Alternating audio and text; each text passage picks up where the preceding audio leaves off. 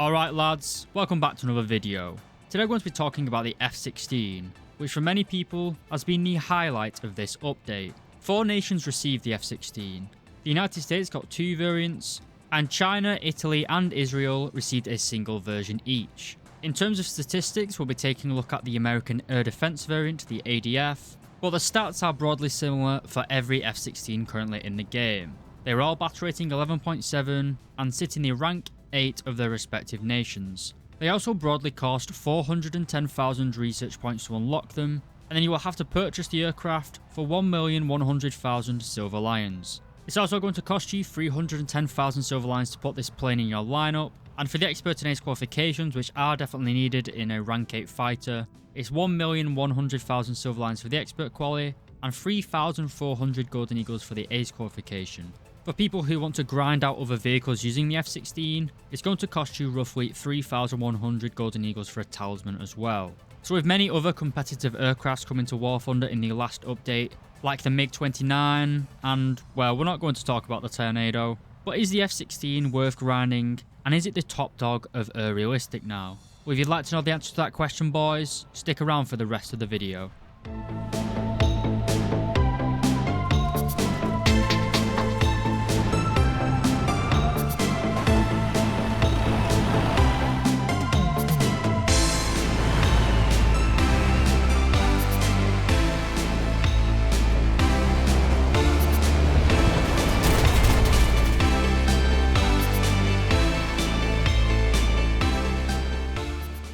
Alright boys, welcome back. Hope you like the introduction. Anyway, regardless of the models of the F-16s in game, all 4, or all 5 I guess, are powered by the Pratt & Whitney F100 PW220. Not the catchiest of names, but it's better named than most Chinese engines, so we can't really fault it from that. Anyway, the engine is producing over 9,000 kilos of thrust, and I've seen quite a lot of people say that it's actually missing quite a lot of engine power, so this could go up in the future. Regardless of the questionably lacking engine power, the F-16 in-game is still kind of a bit of a rocket. It's got a very good thrust-to-weight ratio. It's got nearly a 300 meters per second climb rate, so we can't really complain about the actual climb performance of the plane. Quite an ironic weakness of this jet is it kind of just decides it doesn't want to turn anymore when you go over Mach 1. The plane is most agile below 800 kilometers per hour, which at top tier is classed as very low speed. Well, not very low speeds, but it's a low speed we don't really want to be in a dogfight with. Makes you very vulnerable to incoming missiles at those low speeds.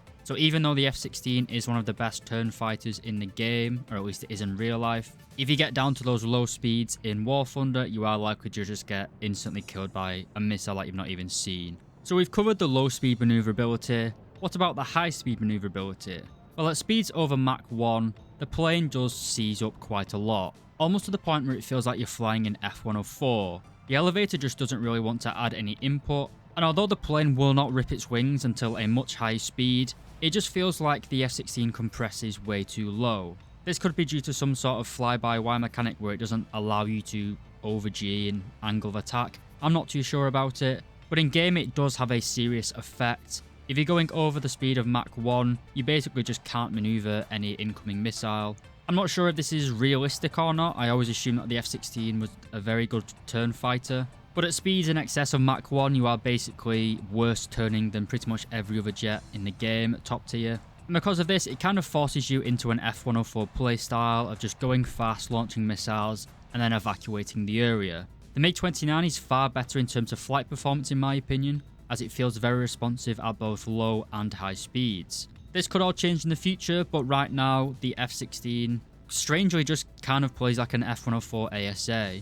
As we'll cover shortly, it's got good radar missiles as well as a fantastic radar. One other thing to note is that the fuel burn rate on the F-16 is very high at low altitude. However, if you do climb at the start of a game, you can reduce your fuel consumption quite considerably. However, if you do climb up high, obviously that just turns you into F-14 bait. But to somewhat limit your fuel problem, we do also have a 300-gallon drop tank for all the F-16s currently in the game. This gives you roughly 5 minutes of fuel, which is around 2 to 3 minutes in full afterburner. Then you can also take the full 34 minutes of fuel, which again gives you around 10-15 minutes with full afterburner. But if you do choose to stay at supersonic speeds, as I've already covered, you can't use your mobility to actually outmaneuver incoming missiles. You will have to rely on cutting your engines and dropping countermeasures. Unlike some of the modern jets in War Thunder, which have over 200 countermeasures, the F-16 only has 60, and if you choose to run it like me, where you take half flares and half electronic countermeasures, or chaff, you only get 30 of each. We now move on to the radar of the F-16. All 5 models get access to the AN APG-66. This was already in the game, found on the F-4EJ Kai in the Japanese tech tree. And while it has been nerfed a little bit since the introduction of that plane, this radar is still incredibly capable, featuring ACM, BVR, and IFF modes. It has a regular search mode, as well as a pulse Doppler mode, with the pulse Doppler mode being best used against enemies below you and travelling towards you, and the regular search mode being used in every other circumstance. The pilot of the F-16 also has a CCIP for the cannons, rockets and bombs. This feature isn't that useful on the air defense fighter variants of the F-16, but on the F-16A models, which get access to ground ordnance, this is very useful. Although I guess for the air defense variant, you can use your 20mm cannon to ground pound targets. This is of course the 20mm M61A1 minigun with 512 rounds of ammunition. Bear in mind you have a fire rate of 6,000 rounds per minute, so you will burn through that ammunition quite quickly. Speaking of the F-16 variants, you're probably wondering what the difference is between them all. Well, let's quickly cover it. The first F-16 in the American tech tree is the ADF, or Air Defense Fighter. This gets 2 AIM-9Ls stock, which can be upgraded to carry 6 AIM-9Ls, as well as carrying 2 AIM-7Ms. These were basically upgraded AIM-7Fs with a better terminal phase, making them much harder to notch. However, in War Thunder, I think they are just carbon copies of the AIM-7F at the minute. However, this may change in the future. The F-16 ADF is currently the same as the one found in the Italian tech tree. There is no difference between the ADF in the US tech tree and the Italian tech tree, obviously with only difference being the roundels on the wings. Anyway, America also has access to a second F-16, the F-16A. This plane comes stock with AIM-9Js, which is a serious downside, but it can be upgraded to access AIM-9Ls. Unlike the ADF, we do not get access to the AIM-7M Sparrows, giving the F-16A no radar-guided weaponry. What we do gain though is a plethora of bombs and other ground attack options, including the AGM-65 Mavericks and the GBU-8s, both of which are very effective ground strike options, but note you have no ability to use them in night battles or poor visibility, as those weapons do not have a thermal imager, and the F-16A does not get a targeting pod. We then have the F-16A in the Chinese tech tree. This is basically a blending together of the F-16 ADF and the F-16A. This plane comes stock with AIM-9Ps, but can be upgraded to unlock the AIM-7M and the AIM-9L. But unlike the American F-16s, this plane can carry both radar-guided weaponry as well as ground strike options, arguably making the Chinese F-16 the best all-round F-16 currently in War Thunder. However, the Chinese F-16 cannot carry the GBU-8s. And finally, we have the Israeli F-16, the Nets. This is similar to the American F-16A, the ground strike version, except it comes equipped with AIM-9Ps, and like the Chinese one, cannot carry the GBU-8s. However, it can still carry the Mavericks. In many ways, the latter F-16, the Israeli one, is the weakest of all the F-16s in the game, with the strongest in my opinion being the Chinese one. However, it is worth noting that all the differences between the F-16s are mainly due to the weapon loadout, as well as slight cosmetic differences.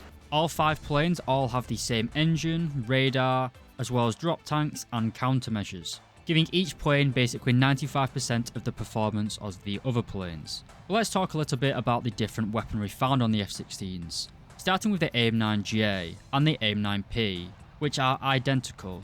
For those who are wondering, the AIM-9P is the export version of the J. It's no secret now that the AIM-9J isn't the missile it used to be, it's nowhere near as good at tracking enemies, but it still pulls 20 Gs of overload, and it's got a pretty decent flight characteristics. However, it certainly isn't as good as it used to be. We then have the AIM-9L. This is a quite long range version of the AIM-9, and it is of course all aspect. This missile is very hard to flirt any rear aspect shot, especially against hot planes like the F-14 and the MiG-29, but in the front aspect, an enemy will generally pop one flare and counter it. Although being pretty easy to flare, the AIM-9L is considered to be probably one of the best IR missiles currently in War Thunder. And we also have the AIM-7M Sparrow. As I said in game, this is basically just an AIM-7F, which I'm sure you're all familiar with from the F-14. It requires a radar lock to fire, and it uses a constant wave signal. The constant wave signal, in combination with your fantastic radar, basically makes this Sparrow pretty much immune to being notched. That covers the weaponry available to the air defense fighter. Let's cover some of the ground strike options. First up, we have the Mighty Mouse rocket. This has been in the game for quite a long time and is pretty weak at top tier. Travels fairly fast at 701 meters per second, but only penetrates 290 millimeters of armor. We also have a selection of dumb bombs, mainly the 500-pound Mark 82, which will destroy any vehicle within a radius of 7 meters, and we also have the 2,000-pounder Mark 84. This will destroy a vehicle within a radius of 18 meters. If you want to take out lightly armored vehicles, or mainly bases in air-realistic battles, we also have the BLU-27B. This is a napalm bomb. It's quite hard to quantify how much damage these things do. They do quite a lot of damage to bases now, but they aren't really that helpful in ground-realistic battles in my opinion. Nice option to have though. We then also have the GBU-8s. These are basically kits that you put onto normal dumb bombs, which gives them basic guidance systems. They do not have a thermal imaging seeker, meaning they cannot be used in night battles, and they do need quite a high contrast target to actually track onto. They can be used to track moving targets, which does make them very powerful, and they are using a 2,000-pound bomb. So if they land vaguely close to an enemy tank, they are obviously going to kill it. We then also have the AGM-65B Mavericks. These are similar to the GBU-8s, except they are obviously air-to-ground missiles rather than an air-to-ground guarded bomb. They have a theoretical launch range of 23 kilometers, with a TNT warhead containing 51 kilos of obviously TNT. This gives them a penetration rate of about 830 millimeters. Just bear in mind that these are optically guided missiles, and because the F-16 does not have a targeting pod that you can slave to, it does make them quite hard to lock a target from quite far away. The seeker head of the Maverick isn't that good, at least until you get up to the AGM-65Ds, which only the A-10 late has. So while the Mavericks are powerful, you will still have to get fairly close to the battlefield to employ them, which does leave you quite vulnerable. However, with the F-16's high speed and good acceleration, you should be fairly good as a close air support weapon, as you can rapidly enter, drop your weapon, and then exit the battlefield at high speed. And that covers it for the weapons section. So what about the F-16 in general? Is it as good as the MiG-29? Well, I'd say it's got better weaponry. It's certainly not got better flight characteristics. It's kind of like a yin-yang, to be honest. The MiG-29 has fantastic flight characteristics, but pretty terrible weaponry. Whereas the F-16 has pretty bad flight characteristics, with pretty decent weaponry. I'd say that the F-16 is definitely more competitive in the meta than the MiG-29, mainly due to the AIM-7Ms. The AIM-9Ls can't really fault them, to be honest. They are very good, especially in a rear aspect shot. They aren't as prone to flaring as the R-60Ms or the R-27s, making it a much better missile truck than the MiG-29.